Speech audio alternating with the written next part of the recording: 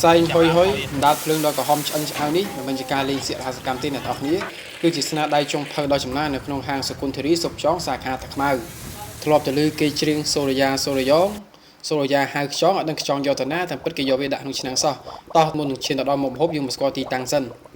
សម្រាប់ទីតាំងបងប្អូននេះគឺជាស្ពានដែលយើងអ្នកភ្នំពេញមកតាខ្មៅហ្នឹងយើងជិះមកត្រង់រហូតអបតាមមាត់ស្ទឹងតាខ្មៅហ្នឹងដល់ឃើញផ្សារនៅខាងស្ដាំដៃគឺផ្សារខាងស្ដាំដៃគឺផ្សារតាខ្មៅហើយហាងសុគន្ធរីសុបចងសាខាតាខ្មៅយើងគឺមានទីតាំងនៅទល់មុខនឹងផ្សារតែម្ដងបោះជើងចូលហាងភ្លាមគឺថាឈ្ងុយសុបខ្យងដែលសុបខ្យងមួយឆ្នាំធំនេះអ្នកនរគ្នាឃើញតែគាត់កំពុងលើកចុះលើកឡើងនេះមិនមែនជាសុបខ្យងគាត់ធ្វើឲ្យគាត់ទុកព្រមក៏សល់គាត់យកមកកម្ដៅទេគឺគាត់កំពុងតែធ្វើភ្លាមនេះអាសាច់នៅក្នុងចានផើនេះគឺមានសាច់ខ្យងលាយជាមួយនឹងសាច់ចម្រុះប្រហែលមុខខ្ញុំអត់ដឹងដែរអត់ច្បាស់ណាប៉ុន្តែដឹងថាសាច់ដែលគាត់ដាក់ហ្នឹងថ្មី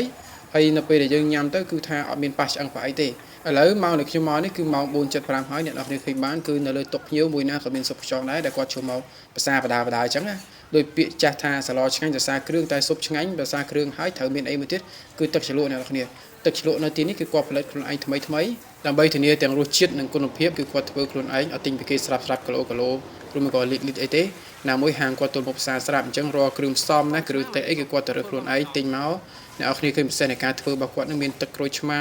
មានទឹកត្រីហើយអាទឹកត្រីរបស់គាត់ធ្វើនេះគឺជាទឹកត្រីកោះកុងតែបែបកូនកាត់ណាបែបកូនកាត់ថៃដែលជារូបមន្តគាត់ផ្សំខ្លួនឯងផ្ទាល់ហ្មងគឺអត់មានយកពីគេមកឬមួយក៏រសជាតិហាក់ប្រហែលគេទ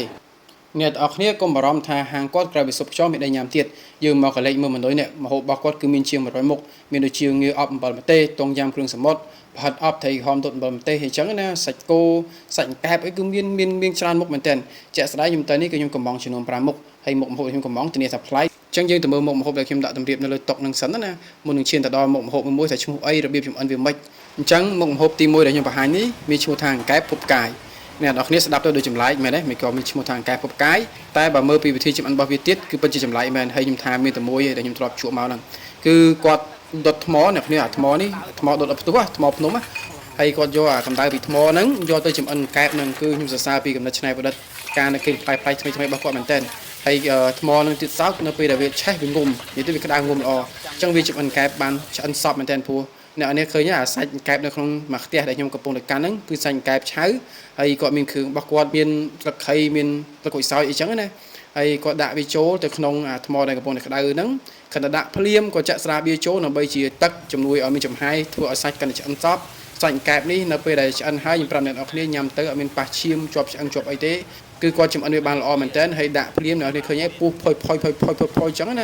ាពុះមកចឹងចេញផ្សាយចេញមកអូគឺថាមើលទៅតំណងគាត់តែយើងមើលយើងចង់ញ៉ាំទៅហើយក្លិនស្រាបៀរប៉ះជាមួយនឹងសាច់កែបនេះទៀតគ្រាន់តែហិតឯនឹងភ្លក់សាច់នេះគឺចង់ស្វឹងបាត់ហើយអ្នកនរគ្នាអើយចំណែកមុខម្ហូបទី2ខ្ញុំលើកមកបង្ហាញបងប្អូននេះមានឈ្មោះថាដៃមឹកយៈកប់ថ្មបាទហើយការចម្អិនរបស់វាគឺស្រដៀងនឹងកង្កែបភពផ្កាយដែរគឺគាត់យកអាថ្មដែលយើងដុតឆេះហ្នឹងអាថ្មគាត់ដុតក្រហមយកកម្ដៅហ្នឹងគាត់យកវាមកដាក់ក្នុងឆ្នាំងមកគាត់ដាក់ដៃមឹកដែលដៃមឹកមានគ្រឿងមានអីដូចអ្នកនរគ្នាបានឃើញអញ្ចឹងគាត់ដាក់វាចូលទៅគ្រាន់តែដាក់ចូលទៅសាច់មឹកប៉ះកម្ដៅថ្មវាហុយផ្សាយបាត់ទៅហើយគាត់ប្រើប្រភេទស្រាចិនគាត់អត់ប្រើប្រភេទស្រាបៀរទេគាត់ប្រើស្រាចិនស្រោចហើយគាត់ដុតដើម្បីបន្ថែមកម្ដៅពីលើទៀតហើយគាត់ក្រូបអញ្ចឹងទៅគឺធ្វើឲ្យកម្ដៅវានៅងុំនៅក្នុងហ្នឹងវាធ្វើឲ្យសាច់មឹកហ្នឹងឆ្អិនផុយល្អហើយ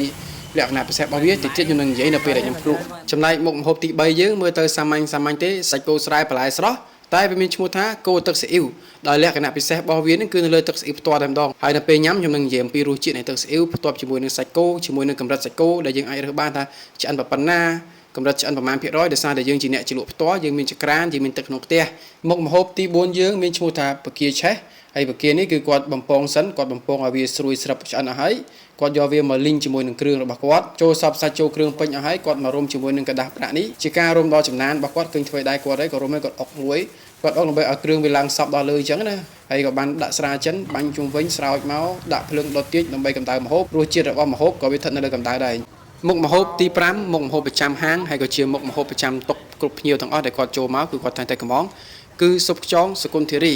ីចំពោះស៊ុបមួយឆ្នាំនេះខ្ញុំចង់និយាយអំពីទឹកស៊ុបទៅមុនគឺទឹកស៊ុបរបស់គាត់អាចនិយាយបានថាចុងភៅគាត់ចាស់ភាសាចាស់គ្រឿងគឺដាក់មកគឺអាចញ៉ាំបានហ្មងសឹងថាមិនបាច់ថែមគ្រឿងអីទៀតណាទឹកស៊ុបរបស់គាត់ហើយជាមួយនឹងសាច់ខ្យងវិញអ្នកគ្នាសាច់ខ្យងលាយជាមួយនឹងប្រហិតដែលនៅក្នុងសម្បកខ្យងមួយនេះគឺជាសាច់ដែលមានរសជាតិឆ្ងាញ់មែនទែនគឺប្រហិតសុទ្ធខ្ញុំញ៉ាំទៅអត់មានប៉ះម្សៅទេអត់មានប៉ះឆ្អឹងទេអត់មានក្លិនឆ្អាបហើយខ្ញុំមានធានាចំពោះចំណុចនេះបូកផ្សំជាមួយនឹងទឹកជ្រលក់របស់គាត់ទឹកត្រីកោះកងនិងទឹកស្អ៊ីវនេះទៀតគឺរសជាតិច្បាច់ចូលគ្នាបានយ៉ាងល្អដាក់ទៅធានាថាមកឆ្ងាញ់ពេញមាត់តែម្ដង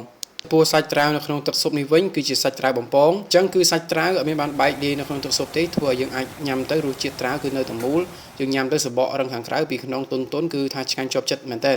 ក្រឡេកមកមើលដៃមឹកយក្សដុតថ្មយើងនេះគឺរឹតតែពិសេសគឺគាត់យកកម្ដៅដែលភាយចេញពីថ្មនេះយកមកចំអិនដៃមឹកវាធ្វើឲ្យដៃមឹកយក្សរបស់យើងនេះឆ្អិនសព្វគឺថាមិនស្វិតពេកមិនផុយពេកអញ្ចឹងណាយើងញ៉ាំទៅគឺសាច់យើងនៅគុណភាពល្អចំណែកចំណុចខ្មែរនេះមើលទៅដូចខ្លោចតែទៀតប៉ិតអត់ខ្លោចទេញ៉ាំបានធម្មតាងាកមកមុខម្ហូបមួយឆ្នាំនេះវិញកង្កែបពុបផ្កាយកំពុងតែកាយថ្មរសាញ់អ្នកនរគ្នាមកហូបមកមុខនេះគឺដូចលេងបែឡុកបលយើងញ៉ាំផងកាយថ្មរវាផងគឺថាសបាយក៏សបាយឆ្ងាញ់ក៏ឆ្ងាញ់ជាមួយនឹងមុខម្ហូបមកមុខនេះហើយកង្កែបនេះគឺដូចអ្នកឃើញអញ្ចឹងគឺអត់ខ្លោចទេតម្រងនៃការចម្អិនរបស់វាគឺដូចនឹងដៃមឹកយក្សមិនដែរហើយរសជាតិវាក៏ឆ្ងាញ់កង្កែបឆ្អិនសព្វណាអត់មានឈាមអត់មាននេះជាប់ឆ្អឹងទេដូចខ្ញុំបញ្ជាក់ពីដើមវីដេអូអញ្ចឹងមកមើលបង្គាឆេះដ៏ស្រួយស្រេះនេះវិញអ្នកនរគ្នាមើលពីក្រៅសំតតលន់ដោយសារតែគាត់កំពុងខ្លាញ់តែដល់ពេលបានញ៉ាំទៅអ្នកគ្នាមានគ្រឿងរបស់វានិងសបករបស់វាស្រួយនិយាយតែស្មោះត្រង់ទៅគឺខ្ញុំញ៉ាំតាំងពីក្បាលរហូតដល់ចុងកតុយអាកតុយខ្ញុំបោះចោលណាព្រោះវាស្រួយអស់អ្នកគ្នាញ៉ាំទៅដូចអត់មានអីត្រូវតែបកសបកនឹងចេញទេជ្រលក់តែជាមួយនឹងទឹកជ្រលក់គាត់ទៅគឺញ៉ាំឆ្ងាញ់តែម្ដងនិយាយពីគោទឹកស៊ីអ៊ីវមកផ្ទះនេះវិញមើលទៅសាមញ្ញតែរសជាតិអត់ធម្មតាពិសេសបំផុតគឺយើងអាចដាក់ជ្រលក់ក្នុងផ្ទះប្រហែលត្រឡប់ទៅតាមឆ្អិនតាមឆៅឆ្អិនប៉ុណ្ណាយើងចូលចិត្តញ៉ាំយើងលើកមកវិញយើងជ្រលក់ជាមួយនឹងទឹកស៊ីអ៊ីវរបស់គាត់ដែលទឹកស៊ីអ៊ីវនេះគឺចម្លែកមែនតើអ្នកគ្នាជ្រលក់តិចគឺហឹរតែបើជ្រលក់ឲ្យកប់ញ៉ាំតាមប្រទេសគឺមានរសជាតិផ្អែមហើយនិយាយបែបនេះថាខ្ញុំនិយាយកុហកអ្នកនរគ្នាអាចតែសាកញ៉ាំបានហូបក្នុងចានក្នុងឆ្នាំងនៅលើតុខ្ញុំគឺថាម៉ត់អត់មានសល់ទេគ្នា4នាក់ញ៉ាំអត់សំចៃមាត់ហើយខ្ញុំទៅថតនេះចំពេលមេភ្លៀងប៉ុន្តែក្រោយភ្លៀងមិនឆ្លាស់អ្នកទាំងអស់គ្នាអាចមើលម៉ូតូនៅមុខហាងបានភ្ញៀវនៅក្នុងហាងភ្ញៀវម្នាក់គឺតែមានស៊ុបខ្យងនៅលើតុមេត្រជាក់